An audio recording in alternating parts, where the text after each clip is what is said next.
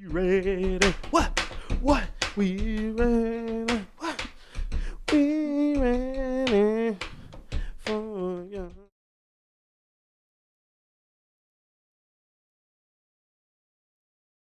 What is up, good people? It's time for the newest edition of Notes by Noakes, the 11th edition of Notes by Noakes, right here on Facebook and YouTube. I got the crew back in the stew. Yes, sir. AP to my left. What is happening, AP? Hey, same thing, different day, Jay. Happy to be here, brother. There we go. Love to hear it. Love to hear it. Before we get started, let me tell you about our good friends over at A to Z for Skin and Hair. A to Z for Skin and Hair offers a bevy of hair and skin products that have no preservatives and are made with love. Like their A to Z rice water, which is used to promote healthy, strong growth of the hair and prevent dandruff. Their moisturizing hair butter for everyday styling. Their rapid growth, which is a perfect mix of all natural oils. And of course, you already know, the Gang Beard Oil, which I put on every single day and right before the show to keep my beard game on fleek. To contact A to Z for Skin and Hair, give them a call at 469-674-5567. Once again, that's 469-674-5567. AP, you ready? Oh, yes, sir. Let's go! You've heard of hot takes, and you're probably tired of hearing the same old talking heads repeating the same stuff over and over again. The time has come for the game to evolve, and just like in sports, there are a select number of individuals who are leading the evolution of change and pushing the game forward. This isn't just a sports podcast. This podcast is about how life, culture, and sports all meet at one intersection. This is the new wave. This is the new sound. This is the evolution. This is the Notes by Notes podcast, where we discuss life, culture, and sports.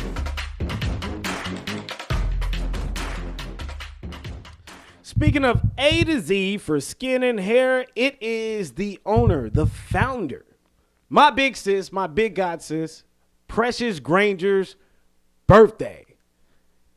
I want to thank you, big sis, for being a part of my life, not only my life, but my family's life. We love you. I hope you enjoyed this weekend. And thank you so much for allowing us to be a part of your support system and share your business on this show. We truly appreciate it. All right. So, AP. What's up, Jay? My God. It feels like we were just here. About a week ago. About a week ago. Way too lit today. Hey, Jay. Too late. We had a whole freestyle session before the show. You know what I'm saying? Going in today. Hey, it reminds me of that commercial that's out right now that's like, I get my money up and do my money dance. You ain't seen that commercial? I don't think so. Oh my God, it's hilarious. It's like it's funny. It's basic as hell. Like the people dancing are like super basic. It's like a Cash App commercial or something. Yeah, It gotta be. Yeah, I think it's a Cash App commercial. That's what it is. That's exactly what it is. Oh man, you guys, welcome to Notes by Notes, where we talk about sports, life, and culture. It has been a very trendy week. A lot of things have happened, and of course, if you are looking for the newest insight and the newest opinions on these things, you have found the right place on the Notes by Notes podcast. And right now it is time for our heat check. And the heat check today, last week we talked about OBJ, came out on, I don't know if you saw Monday night, didn't do nothing. So maybe we don't need to talk about OBJ no more. Maybe we'll slide right on past that. We will slide right on past that. Well, let's talk about another wide receiver that is hitting the headlines. Antonio Brown is really out here getting fake COVID vaccine cards, bruh. Allegedly. From the chef. His own chef. Bruh, you make my meals and you betray me? This is like the ultimate Denzel Washington movie scene right here. You know what I'm saying? Like, I swear it is. You put sugar in my grits. And he could have just crushed up the glass if he wanted to get even. You didn't have to go this route. Bruh, he was like, he literally outed Antonio Brown for getting a fake vaccine card. Mm-hmm. So we've seen how the league has reacted in Aaron Rodgers' case. Yeah. Where some of it was falsified, the initial comments that he did make in his press conference way back in the offseason about being vaccinated. He misled some people. But this right here, yeah, I think this is worse. It gotta be. It gotta be. If this is substantiated, because again, this is allegedly. And I got this thing where I feel like, people talk down or people always want to add in when stuff like if we got beef, like if you had something that you wanted to say about me, I need you to say that up front. Don't wait till we got some smoke. You know what I'm saying? You mad because I owe you money because that's apparently what sparked this. $10,000. I mean, $10,000 make anybody. That's a lot of damn money. That'll make anybody for a chef. That's probably 2 meals though on GP. That's probably 2 nights. Yeah, but that'll make anybody come to the altar and confess some things. Realistically. So dude was mad. So when people get mad, stuff comes out, and it's not always simple stuff. Mm-hmm. And he basically was like, "Hey, look." But what's crazy is that the cards did not come from him. The cards, he asked him for the cards, and now he's saying that he never supplied the cards. Oh. The girlfriend came to the chef, said, "Say, bro, you know where to get these cards from?" And then he was like, "No, I can't get you the cards," allegedly. And again, you know how people like to do. They love to absolve themselves when they start putting other people's business out there. So this could just be him removing himself from the situation. He may very well have been the person who gave him the cards. Oh my But God. then he said that, hey, a couple days later, AB showed up and like, "Hey, man, I got them cards for me and my girl. You know what I'm saying? Let me know if you need them." And that's where it all came from. So it's he say, she say what he said. So we still don't know. Wow. We still don't know. This is bad. Very bad. This is optically bad for the Tampa Bay Buccaneers franchise as a whole, because literally they lost on Sunday. They lost. They're 5th seed in the NFC, I believe.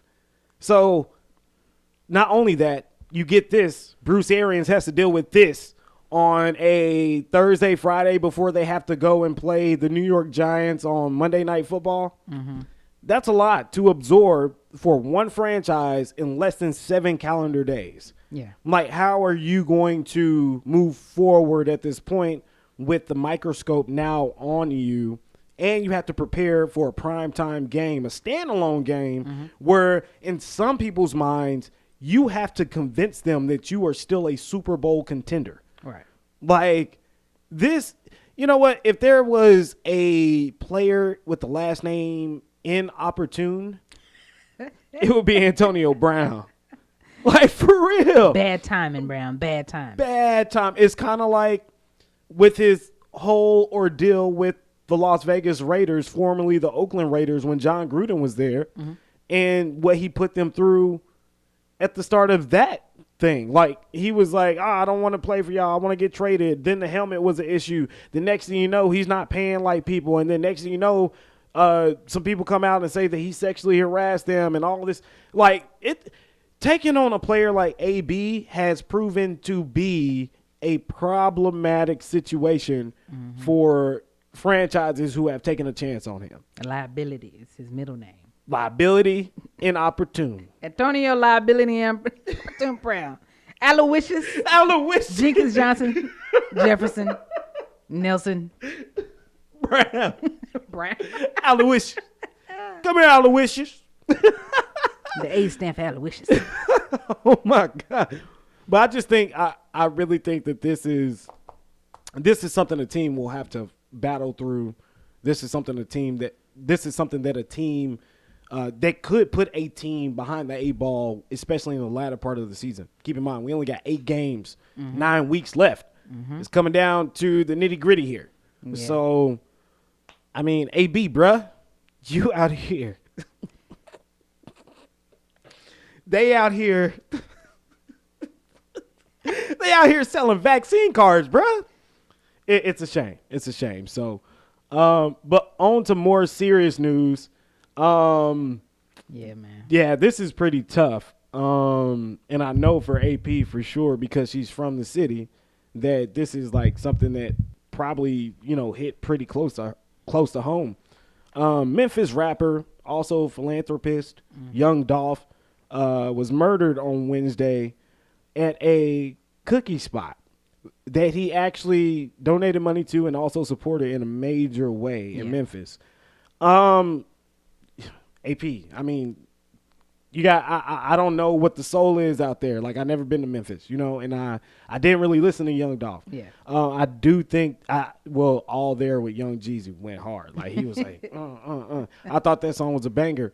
But tell me what it means for the community in the city of Memphis for someone for you guys to lose someone as integral as this. So, Young Dolph is definitely, especially to the city of Memphis, more than just a rapper. On a wide scale, he's a rapper. That's how, the industry sees him. That's how people see him. But for the city of Memphis, I mean, he invests, I'm saying? He's giving back to the city from the jump. I mean, he wasn't born there, but that's where he came up and that's where he got his start. You know what I mean? So Memphis is definitely his home. So every time he goes home, like the place where he got shot, which is the most, gut wrenching, this is a place he frequented. This is a place where he went with his guard down and just, went back to show love like he does every time he touches down, and I'm not gonna say every time, but regularly. I mean, he's a person who owns over 100 properties. One of the recent reports I read was that every year for his children's birthday, he would buy them a property. One of the things that he spoke to heavily in a few interviews, not just one, but it was his mantra that, be the CEO first. You know what I'm saying? Like, be the artist next. Own your own stuff. He really talked about and taught a lot of the young guys coming up in that game. I mean, he's 36. He's not like a young 20-something-year-old rapper that's out there just now grinding. He literally has put his feet to the ground and created that lane for himself. And it started with investing in himself. So he definitely lived that street life at a point. There's that, filtered all through his music and things of that nature. But, I don't think that your past should dictate your future. He had a history of gun violence, in terms of being impacted by it. He'd been, his vehicle been shot up one time, 100 times, 100 shots in his vehicle. And then he had also gotten shot once before. I want to say, forgive me if I'm wrong, people, but like St. Louis or something like that, he actually was shot. So wow. This is like the successful attempt. So people have been out to get him. Days before, less than a week prior to him actually dying, there was some online beef with his camp and Soulja Boy. Soulja Boy is known for being a rebel rouser. And there was some comments that was made that was, literally referencing him being shot at and people trying to get him. So it's just really unfortunate that you can't be great in this game of life and without people trying to come at you and take it. And for the city of Memphis, they definitely lost a great resource. He's more than a man. He's a resource. And, I just feel for him and for his family. He has a wife and two young children that, it's unfortunate. It's very unfortunate. Well, prayers, thoughts and prayers. And when people say thoughts and prayers, some people use it loosely. In this scenario, I'm definitely not, because the thing is that another young, successful black man was killed. Yeah. To be honest with you guys, not everybody's going to be, like you said, AP. Not everyone's going to be happy about your success, your dreams, your passions, anything that you love to do, anything that you apply energy to. Not everyone is going to be happy about that.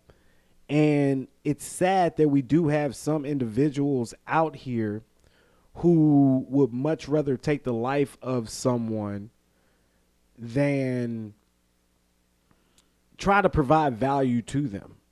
You know what I mean? Like, how envious must you be? Yeah. You know, how jealous must you be to go to that extent to, and regardless of his status, he's still a human being. You know what I'm saying? He could be a rapper or whatnot, but this is about life. You know, how merciless are you? You know, like with 2 young kids, a wife, a guy who was on the come up. Yeah. You know, a guy who put all, like, he owns his own masters too. You know, like he made his business work for him, not only for him, but he did it for his kids, and he also did it for his community. Yeah. When you have someone who's pouring into that type of thing, I just don't understand why it's such a blemish. Yeah. Why it's something that you can't admire. Why is it something that you must hate? Yeah. You know what I'm saying? I mean, look, we do this show every single week. I get it. It's for some people. It's not for some people. Right. Understand 100%. But for the people that it's not for, I don't expect nothing to happen to me because it's not for them. Right. You know? But in this situation, it's just a young man who just, like you said, another, like a successful attempt on his life since it's been happening. Like, people haven't felt strong about him on the opposite side for a long time. Yeah. So it's just super unfortunate just to see other young black men do this to each other. It's very reminiscent of Nipsey. You know what I mean? That's what's eerie about it. Yeah. It's like it was like I couldn't even, like, when I read the news, I was like, oh my God, I can't, because Nipsey was tough. Like, I didn't really know about Nipsey until I started watching him about 3 months prior to his death. And I was like, yo, this dude's powerful, man.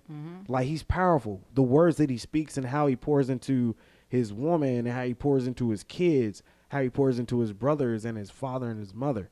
You know, I was like, wow, this dude's super powerful. Very influential. Yeah. And for a 36-year-old rapper, you know, and we don't really think of, you know, more, I'm going to call them mature rappers on that level right now as being the hot thing, you know, especially connecting with kids. Like, a lot of kids coming up right now, they don't rock with Jay-Z. They don't know about Nas, or, I mean, they might know about him just because of those, you know, top 5 conversations, you know what I'm saying? Like, but unless your parents put you on, like, a lot of these young kids don't know about him. They knew about Dolph. You know what I mean? He's recent. He's right now. So it is one of those unfortunate things that, and like I said, the relation to Nipsey just really because they were at the precipice. Both of them were at the point where it was, you know, it was about to blow up. I mean, it was about to, like, who they definitely were recognized. They definitely was getting respect in the streets. They was definitely at a point to where they both were kind of being understood for more than just their music and being respected on the business side. So it's just real unfortunate that, you know, his life got cut down prematurely in this manner. So Definitely. again, you know, RIP to that man, and you know, much needed prayer and respect to his family and the entire city of Memphis. I know that you know, a lot of people are going through it, and not just Memphis. You know, he's a name. He's a household name. A lot of people know. Like I said, my nephew, both of my nephews were like, it's a sad day. Like, I'm sick. Man. Like, and I was like, dang, like, y'all young, like 15, 16 years old. But that's, you know? sad, though. You know, just the influence. Yeah. You know what I'm saying? Just the influence that he had obviously affected some people, just like when Kobe passed away. Like, I cried. Like, I was sad. Like, my heart was broke. Yeah. Not only that, because it was more to it as well. Like, other people were involved, you know. But I could only imagine how, you know, your nephews feel, you know what I'm saying? Like, because when you have an influential figure like that, you know, as a child, it impacts you heavily. Yeah. You know, so, you know, prayers out to Young Dolph's family, his kids, his wife, you know, the people that he influenced, the community that he influenced, just like Nipsey Hussle's community is still uplifting, you know, and continue to carry on what he was doing. I pray the same thing for Young Dolph and y'all's community in Memphis. Yes, sir. And so, yeah, you know, I definitely want to touch on that because that was, I mean, it's crazy. Another monumental figure black figure, black cultural figure is gone. So R.I.P. Young Dolph. So, AP, this is what you call the meat and potatoes. Oh, by the way, happy Thanksgiving to you guys. Gobble, friggin' gobble. Gobble, gobble. Eat all the pie. But just know on Black Friday, the Christmas lights go up and the Christmas tree goes up. The Christmas music starts playing, and you could pour yourself a cup of hot cocoa and not even feel bad about it. It's eggnog for me. Ugh. I like eggnog. I man. can't do eggnog. I'm old school, baby. Put a little brandy in that bad Put a little hen dog, a little rummy rum. You know what I'm saying? And a little pinch of salt. Yeah, she over here shipping like that. Shipping with a pinky out because, you know, that's what classy folks do. That's what classy And folks I do. is classy. So happy Thanksgiving from the Notes by Notes family. We will be off next week. So we will all be back in the studio the following week. But we want to say thank you, and we appreciate all of you guys for contributing and supporting the show. So the meat and potatoes of the show, as you guys know, AP on the episode, on the outline, I put episodes 1 through 3. I didn't change it. It's episodes 4 through 6. This is part 2 of Colin in Black and White review. And the second part of this is really 4, 5, and 6 is really where everything begins to take off.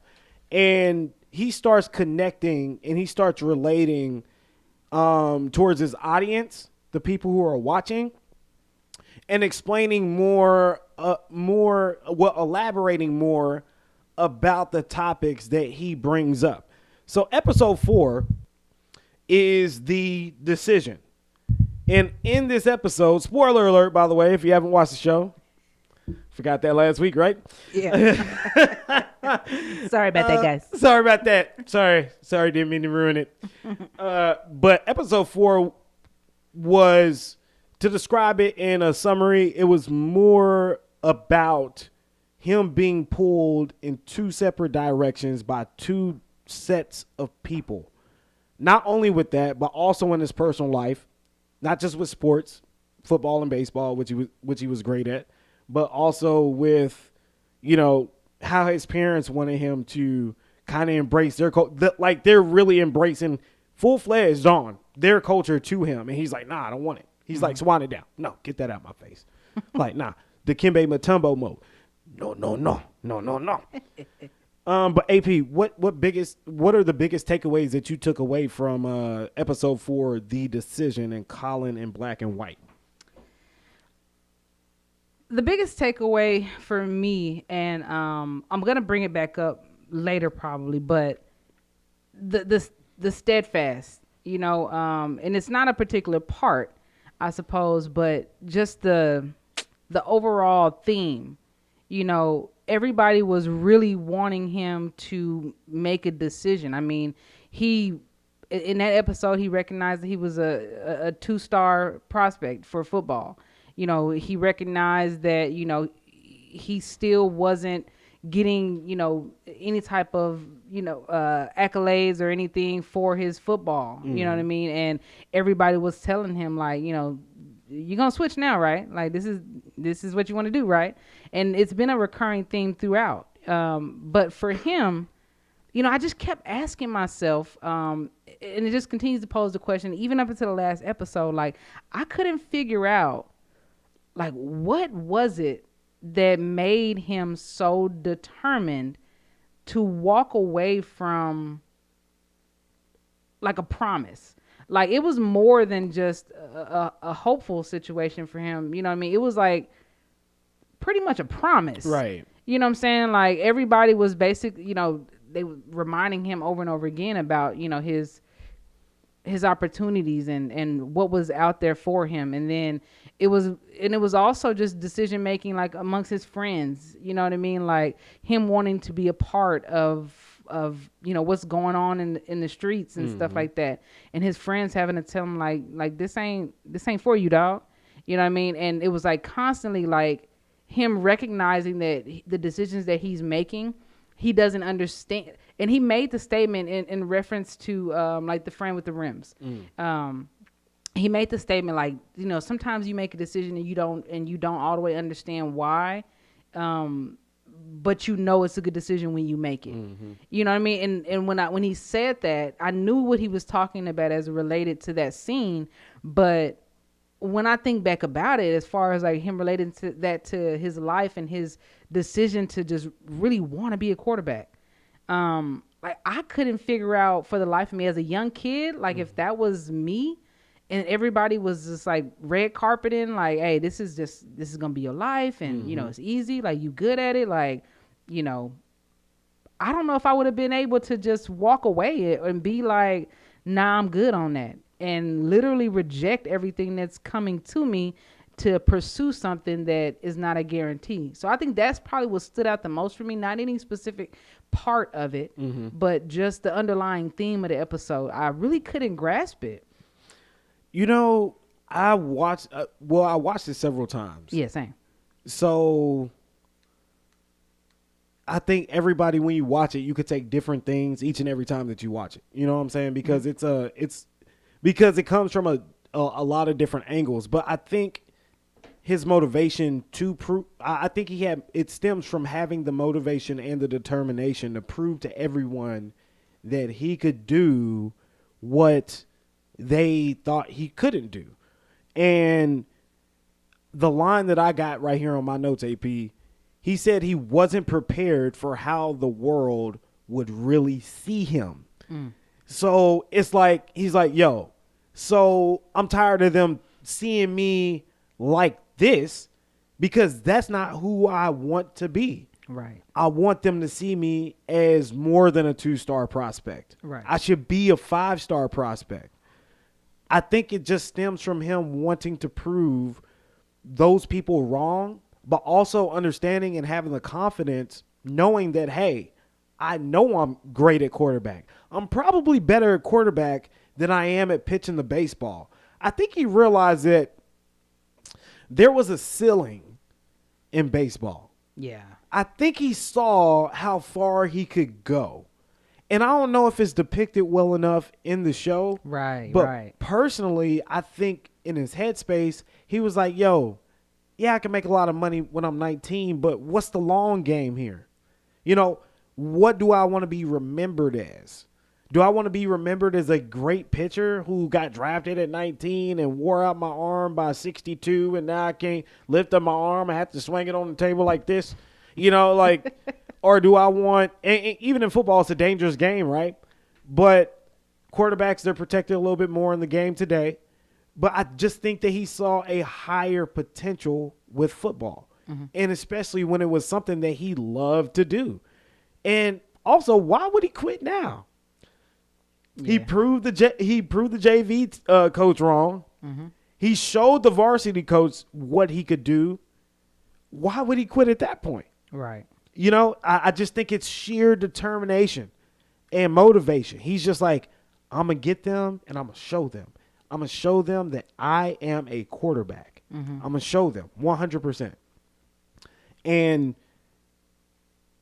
like you said, it was kind of hard to see exactly what they were trying to point out in the episode because I think really they wanted you to get caught up in how he was being pulled in different directions, you know, because I think in the following episode, they've set it up perfectly. Yeah. After the tug and war, and then you see actually where he's being tugged the most and where he's like trying to reach for it now. It's not even tug of war. He's like, like hanging on for dear life. Right. Now he's being pulled back over here, and it's happening to him at home. Like you said, it's happening to him in his personal life with his friends. He just didn't know which way to go. So I think the episode was made to make us a little confused and question ourselves as to how deep is this thing. You know what I'm saying? Like, I think it really dove down and just made you start asking questions like, yo, why was he feeling like that? Wait, he had a baseball scholarship. Right. He 19. Like full ride everywhere. Yeah, full ride everywhere. Everywhere. Millions of dollars. Yes. Anywhere that you went, you could have been drafted. Yes. But you don't want to do that because you want to pursue this little football dream? It's like, and he's like, it's my dream. I'm going to live out my dream. I'm going to determine my dream, you know? Absolutely. So, episode 4, you got anything else to add, AP? I don't know anything. I mean, I know you kind of fed up, like added to what I was at, like my question on it. Did something stand out for you? Was there something that was more, like was there a particular scene or anything that really spoke to you in episode 4? Nah, I think again we agreed on that. You know, it was kind of like it was kind of like the precursor to what was coming in episode 5. So that's why I was like asking that same question. We one right bedroom. there. Yeah. So one bedroom, you can't live here. You can't live here. Okay, you gotta pay some rent, brother. Get out my brain, Jay.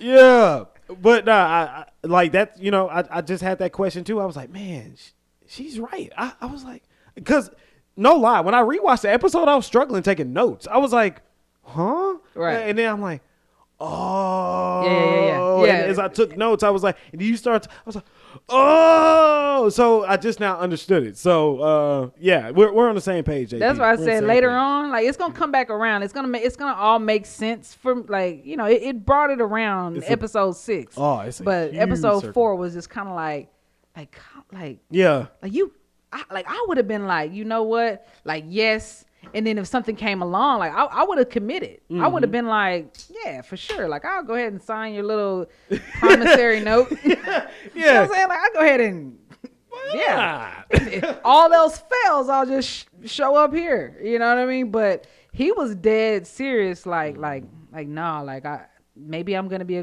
like what if I quit baseball? Yeah. And it was like, what? So yeah, we on the same page with that. Tell me why he looked at those baseball scholarships like it was a steaming bag of dog stuff, bro.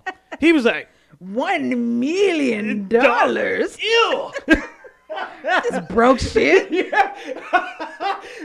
Get this. I'm looking for more than that. It's like, bro, what are you talking about? You're 19. I'm looking for happiness and fulfillment.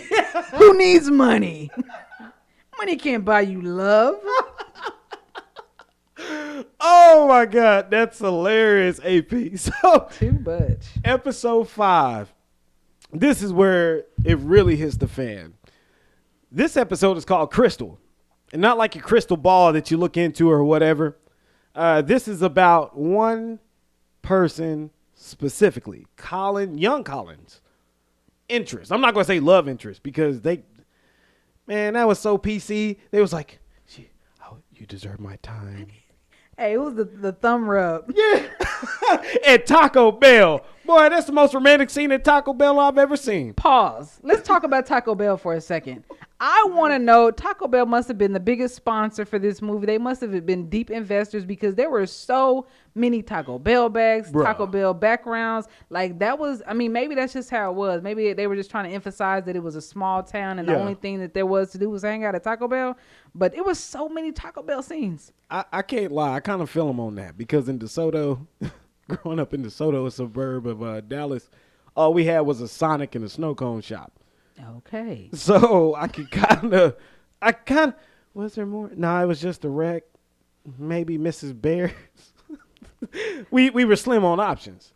Man. So I kind of understand that. They was at Taco Bell more than they was at school. For real. I was like, wait, it's 3:00 in the afternoon. You know, them kids had the BGs. Hey, that's why that boy stay sick. Yeah. I said that at the end. I was like, you know what? They keep showing this illness for a reason. Yeah. Oh, but I did. I want to say, yeah, that was 4. That was in the decision when he had his no. We didn't even talk about that. The no. The no was in episode 4 when he did the no-hitter with the flu. Oh, yeah. With pneumonia. That's right. Sorry, I don't mean to go back to 4. No, but you good. No, I totally forgot about that. Like he was coughing. He said anytime he was outside playing basketball and he caught a cold, right? That was the basketball game. That was later. Oh, yeah, that's right. Yeah, 4 was, in episode 4 was when that was part of the whole thing. Like that that's how great he was. You know what I mean? That's another reason why I was so confused. Like, bruh, like you pitched a no-hitter with pneumonia, barely standing. Yeah. But anyway. The doctor's like, hey, man, you pitched a good game today. Drink tons of water and Gatorade. All right, buddy, I'll see you next week. It's like, what? Like, bro, that's not how this goes, really. Sounded that contract, right? Yeah, that's going to break me off about $5,000 for this visit today. So with Crystal, In my opinion, this is where Colin's mom and dad really began to push this culture thing down his throat, because they knew that eventually he would find someone like him attractive. You know, like somebody in the same culture, someone who's, you know, black. He would probably find them attractive. So, insert Crystal, episode 5, where he meets his first love interest. And what's crazy to me is how he pointed out how his friends, like his black friends, Yeah, that was interesting.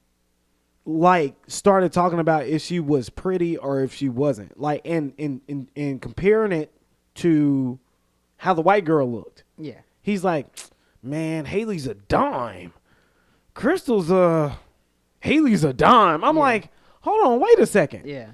But he pointed to the fact that sometimes even in our own community, there can be prejudice. Yeah.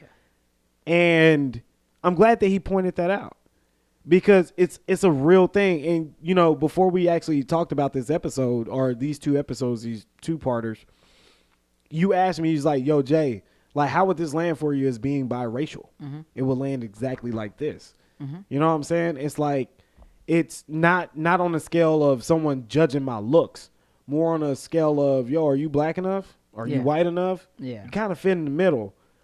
Dude, you black, but you sound white. Yeah. And then you go to the other side, they're like, you sound white, but you're black. Yeah. You know what I'm saying? It's kind of like being in the middle. So with this, I felt like that was the most relatable episode to me, because the baseline argument of it is that there is prejudice within our own community, and in a way, some people have been programmed to be prejudiced towards people who look like them and judge them accordingly. Right. You know, so what's something else that stuck out to you, AP? You know, there were some underlying themes of, you know, colorism and beauty that really stood out. You know, Crystal was beautiful. And when they, you know, with the people that they were comparing to, you know, it was like these like skinny, you know, like, I'm not going to call them ugly. Pumpkin spice lattes. They definitely subscribe to the PSL community. I told you. They got to look. They definitely got to look, definitely. But, you know, there was nothing wrong with her. Yeah. And I mean, hands down, you know, she was a natural beauty, had her own hair and everything like that. And for him to show interest in her, you know, I think that it was a couple things that was going on there. You know, it was the first time where, you know, his mom had made a statement, like, you know, about him going to the dance, and like, well, or his dad, you know, well, what is your type? And he was kind of like, I'm not talking about that. Like, anyway, Dad. And when he recognized, like, to himself, like, there's that moment, and we all have had it. You know, when you're a kid and you're, you know, getting out there, and it's like that first crush. And it's like, dang, like, I don't know what it is. And sometimes they ain't cute. Sometimes they not the popular choice. Sometimes, you know, it's the stinky kid even. Like, everybody got that crush on somebody that Jay, you like the stinky kid? You like the stinky girl, Jay? Nah, bruh. Hell no. Heck nah, boy. I'd be the first one to pass with some speed sticks. You know what I'm saying? I'd be like, hey. You'd be real pretty if you didn't stay. No. Apply that, please. No, play. But, you know, he made a decision, and, you know, I thought that it was going to be like, oh, tight. Like, you know, he made this decision. He don't care what his friends say, you know, because he still chose her. You know, his friends was immediately against it. And then they spoke about, you know, and his black friend, the one that he had grown up with, who was not light skinned, you know, he wasn't even Colin's complexion. He was much darker. He looked just like Crystal. I would say he was darker than Crystal. And, you know, the references that he was making, I was just like, oh, there's a purpose behind this. They're definitely trying to highlight something. And when he did discuss the like the doll experiment, I thought that was just, you know, I thought that was profound, you know, and it's a real thing. I worked in a daycare, and the amount of children African American children, Indian, just in general, like depending on where you grow up, whatever is around you, whatever you're taught to see as beauty, that's what you want. You know what I mean? Like I remember growing up with white dolls. I had this one black doll, and it was like one of those little like rag doll kind of things with like the yarn hair, and it was like my size, so it was huge. But my cousins had that exact same one. But it would give me nightmares. Whoa! It would give me nightmares. Like it would, like the doll itself was scary to me. Wow! It was a much darker. It was way darker than me. But as a kid, I remember, that doll specifically, giving me nightmares. I like to play with it. Like in the daytime, I would braid the little yarn and all that kind of stuff because it had hair, but literally I remember having like dreams about that doll. And like I could not have it in the room with me at night. Like it wasn't the doll I slept with. But I could have all my little, dolls, my other little Barbies and stuff like that, like around me. But that doll I could never have in the bed with me. And it just made me realize, well, it didn't make me realize this. It's something I'm very well aware of now. But colorism and racism are not the same thing. Right. You can love black people. Black people love black people. Right. But to look at somebody and to diminish them simply because of the tone of their skin. Nobody said you shouldn't date Crystal because she's black. Yeah. They said you shouldn't date Crystal because she's black. Like purple black. That's what old boy said. The exact terminology he used. Yeah. And it was just kind of jacked up, that their relationship couldn't last. And I'm wondering, they didn't really play it out as the relationship not lasting because of her color. They kind of played it out as if it was time. And I don't know if that was like Colin's rendition saying that, I was just busy. I was caught up and, things didn't work out, but I really loved her. Or if it was, subliminally stating that because of all these people's opinions that it was destined to fail, I think that's slightly it. I think that's slightly it. And also, I think that and I don't want to sound insensitive here. I think that he was embarrassed to an extent to possibly have her meet his parents. Oh, yeah, that never because happened. He understood how his parents would react. Like, there wasn't any true foresight in the show showing that. But I think in his mind, he knew that his parents would react in a way that wouldn't be welcoming towards him. So instead of saying, hey, my parents ain't feeling this, nah, I ain't got the time. Right. You know what I'm saying? Even though he probably didn't have the most time. Right. I think he understood that his parents would probably have a problem with it. And they had a problem with it. They definitely did. They had a problem with it. And what I wrote down, AP, was Colin's mom already had an idea of the woman she wanted for her son. But the problem is the idea she had isn't the idea he had of a woman he would be attracted to. Yeah. Hey, look, all moms do this. Absolutely. All of them do it. In this scenario, though, it wasn't this in depth. Like, I want you to date a white girl. Right. You know what I'm saying? And I thought it was crazy that she took the picture of them going to homecoming. Yeah. And put it in the drawer. Crystal and Colin. Yeah, she never pulled it out. And the reaction, the string music that was playing in the background when she was looking at the picture only described a sense of disgust, in my opinion. Yeah. Because she wanted him to be just like her daughter and her son. The issue is that they're white. Colin is black. I mean, she said it. She all but said like I don't want him with a black girl. Yeah. She said she literally said maybe this is a phase that he will grow out of. And I really wonder if that was something that, and I know that, it's a show, so there's some artistry to it. So there's going to be some stretching, some reimagining. But I wonder, where that where that sentiment came from. Like if Colin overheard that, if that's just the vibe he got, or if, his mom, came out and was transparent and said, when you took that picture with that Crystal girl, you know what I mean? Because I really wonder like where he got that snippet, or where that verbiage from, because that's a game changer. That's a big, like, that's very impactful. Like, that kind of describes like what you went through. Like, if you're putting that scene in there, that means it absolutely happened. It's credible. Yeah. So I'm like you. I'm like, did that really happen? Or is he adding a little bit of spritz to it? But I feel like if he puts that in there, it's not race baiting. Yeah. It's him explaining how it went. Yeah. Sorry to interrupt. Or maybe that's how, it could have just been how he made her feel, because he didn't, the picture didn't go up. You know what I mean? Like, it's immediately, if you saw, like, they didn't even interact with it. You know what I'm saying? That there was no pressure to like, hey, bring her over, let's take pictures.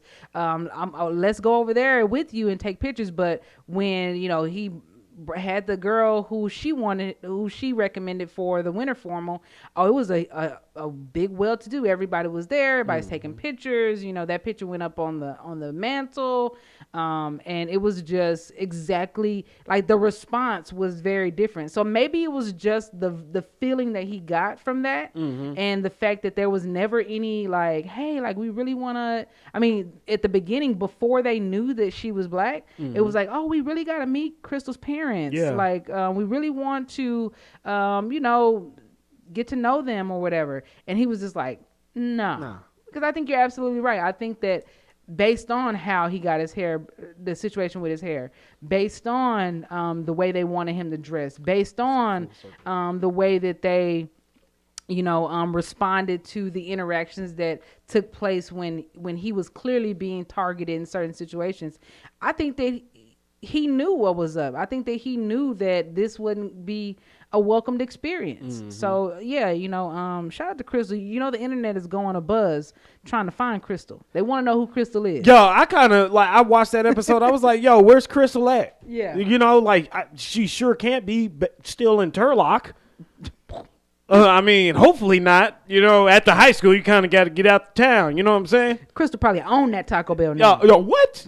Eating up all the tacos. She's probably own it. She's the owner. Shout out to Crystal. She's like, Colin, how can you use my name in this movie?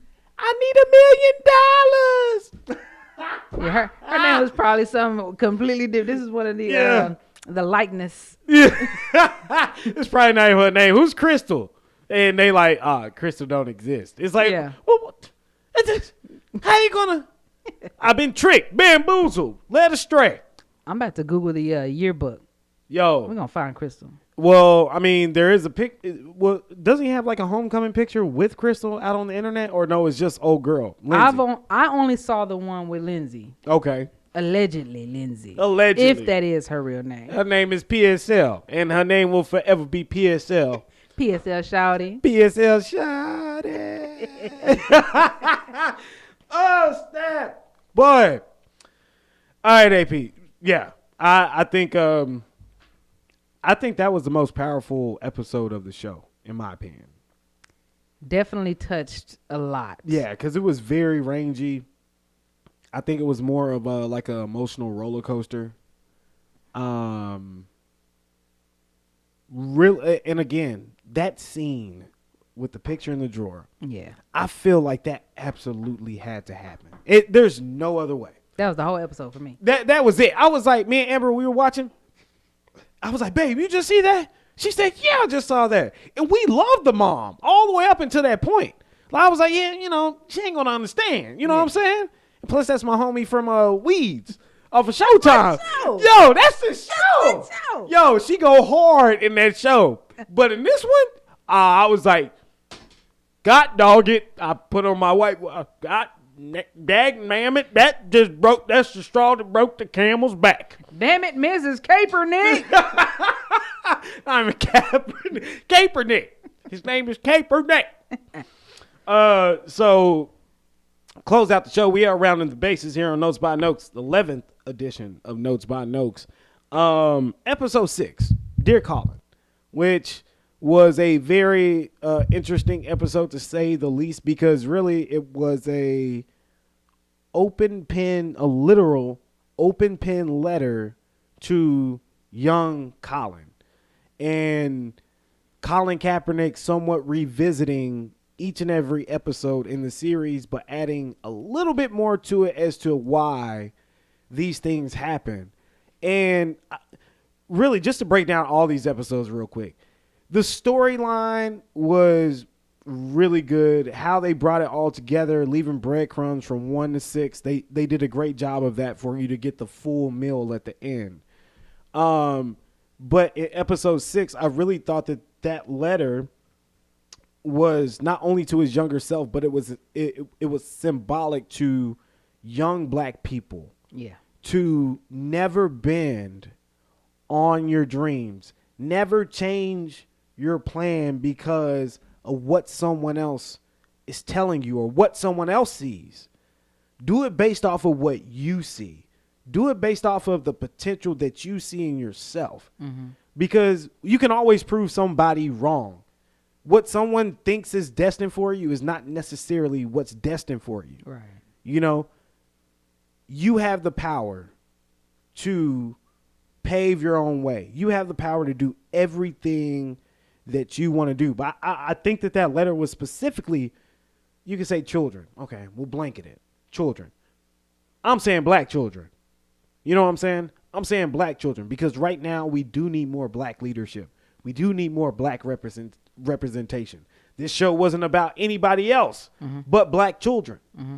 You know, so I thought it was a very well thought out pen letter to his younger self, but also just the audience who was watching and potentially the kids who were watching. Yeah. Yeah, I agree. The last episode was a great synopsis and it rounded the bases. It brought it all home and it made everything make sense. Mm-hmm. You know, the hustle, the grind, the determination, you know, in the beginning, you know, in the top of the show where I asked, you know, what was it that made him, you know, so steadfast on this decision? Like it didn't make sense until this episode. And it still didn't make sense until, you know, he got that call. Mm-hmm. But it's one of those things where it's like you can get 1,000 no's. And I think, and you say this all the time. What? It only take how many? One yes. It only take one yes. It only take one yes. You can get 1,000 no's. Preach up! You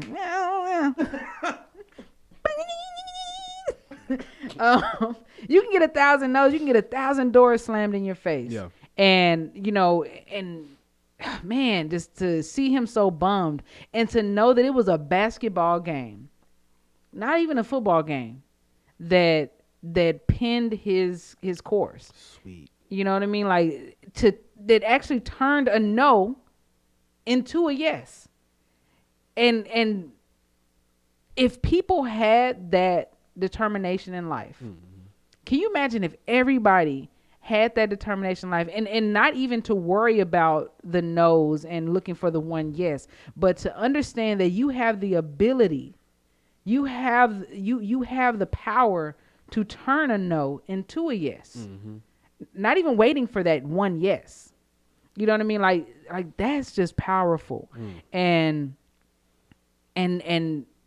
I the first time I watched it and when I first told you about it, my idea was that this was his, you know, letter to the game. Mm-hmm. You know, this was his last ditch effort to show why he stood the ground that he stood, you know, why he took the route that he took and was so passionate about it. But in reality, this could very easily just be his thank you. Mm-hmm. Not even so much as like, you know, hey, like, y'all see why I did this. Yeah. Let me come back. You know what I mean? I think that Colin is at a point right now, and after I rewatched the show, and it wasn't until I watched it again and I had a deeper understanding of each episode, and I was looking at it for the themes, for the reasoning, for, you know, the underlying stuff, that I recognized that he did everything that he had to do. Mm-hmm. And whether he picks up another football, he accomplished his goal. And he was born second best. And throughout his life, like everything that he every opportunity that he had to be number one, he still was number two. And this situation that he's in right now is just no different. He's still being held back for being different.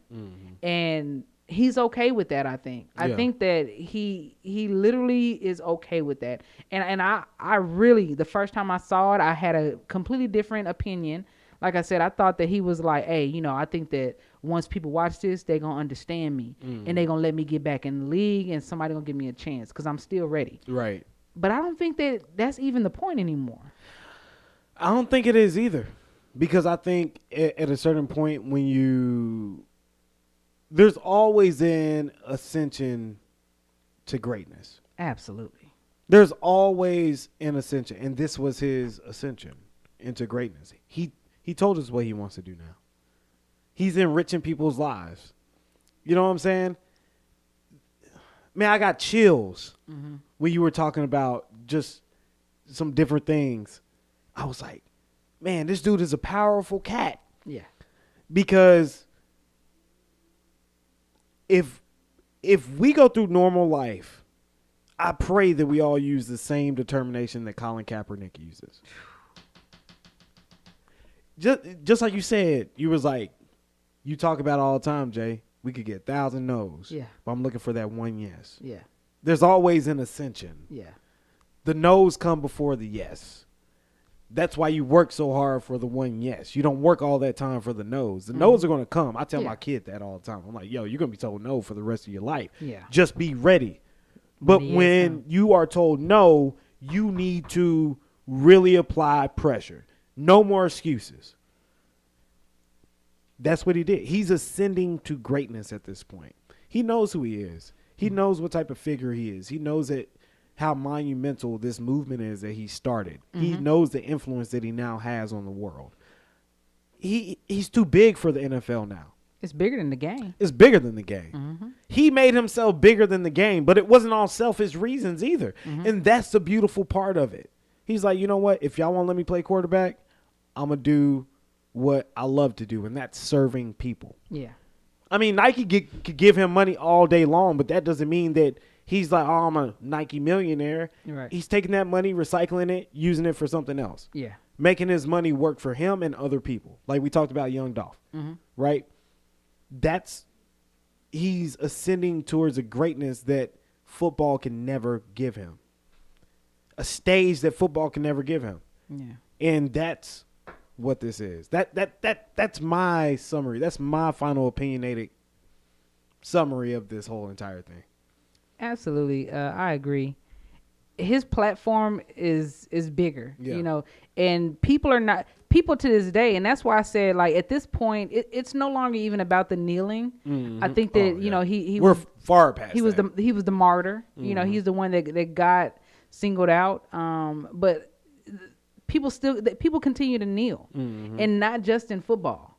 You know what I mean? Everywhere. All sports have had, demonstrations. So anytime you see somebody that's taking a stance against, whether they raise their fist, whether they kneel down, whether they turn their back, whether they, cover up a logo on their jersey, whether they refuse to play a game. The NBA had that when they were in the bubble. That everybody that is taking a stance now against the injustices and the brutality that our people continue to fall victim to. Every time somebody does that, it's a shout out to Colin. Yeah, big time. And I'm not saying he was the first to do it, because we can go all the way back to one of the first Olympics. Who was it? Carlos. I can't remember the name. I need to be better historian in sports. In that I ain't regard. gonna try. That's why I said one of them. Yeah, I just know he's still in that podium. He raised that fist. Boom. Two of them actually did it. Yeah, and the white person did it too. Yep. And I think that it's just homage. And and really what this final episode did was made it all make sense. Yeah. You know, him going through the relationship stuff, him going through the scrutiny of, being the only person on his team of color and having to be the fall boy, having to get pulled over. You know, he saw these injustices his entire life, and he also had direct access to privilege. So seeing both sides of that, I mean, how can he be where he is right now? He could have chose to just continue to just shut up and play. Mm-hmm. But, so I just got a lot more respect for him after this. And, that's just my wrap up on it. Man, powerful episode of Notes by Notes. Yo, if we can influence the people too, I'm for it. This ain't about, I was saying it today, man. This ain't about, being famous. This ain't about none of that. It's about bringing people together. Yeah. To have a safe space to agree to disagree and still love on one another. You know what I'm saying? Like, that's my goal. That's the vision I have for this platform, and for us to have it, I know that we're blessed. So, hey man, that's it for episode 11. Real quick, I got to give you guys the rankings for give it to them. Fantasy football. For fantasy football. So for the Notes by Notes Fantasy League, in first place, we have Lamb Chops sitting at 7-3. Second place, my favorite team name, Country Roads. Take my homes. Sitting at 7-3. Third place, the fantasy football team sitting at 6-4. In fourth place, yours truly, I Wish You Would, sitting at 6-4. And sitting at fifth place, my beautiful wife, my brown sugar, sitting at 6-4, quarter Dak. At sixth place is Half Chub. I got it. Why you waiting till I was drinking? Why you waiting till I was drinking? You knew I knew it was coming. I was waiting. I was like, yes. Sixth place, sitting at 6-4 is Half Chub. Seventh place is Taking Out the Trash, sitting at 6-4. Eighth place, the Jalen Hurts, sitting at 5-5. Ninth place, Jack's Genius Team, sitting at 4-6. 10th place, Zach's Crazy Team, sitting at 3-7. 11th place, Dak to the Future, sitting at 3-7. Yo, by the way, if you win, you get the money. If me or my wife wins, we donate it to the family of Josh Davis. R.I.P. Josh. AP, you got anything else to add before we close out the show today? Whoever wins Fantasy League, I think we should invite them.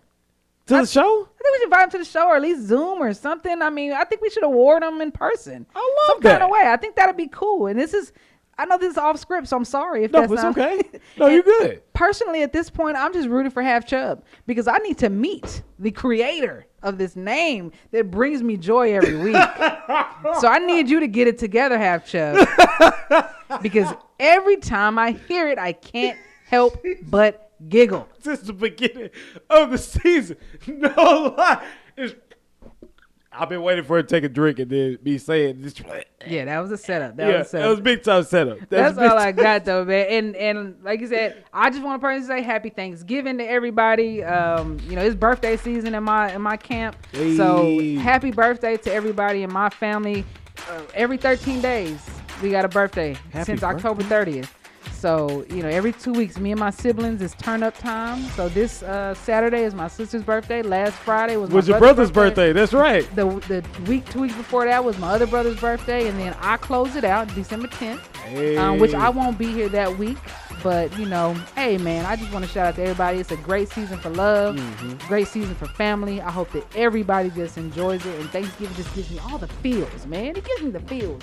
I'm thankful. Gratitude, baby. Gratitude. Oh, I love it. I love it. I second that, AP. Happy Thanksgiving to all of your loved ones. Happy birthday to all your family members over the next 2 weeks. Back to back, going back to back like Drake. And the aunties and the kids is mixed in there. Aunties and the kids, happy birthday to all of them. Happy Thanksgiving.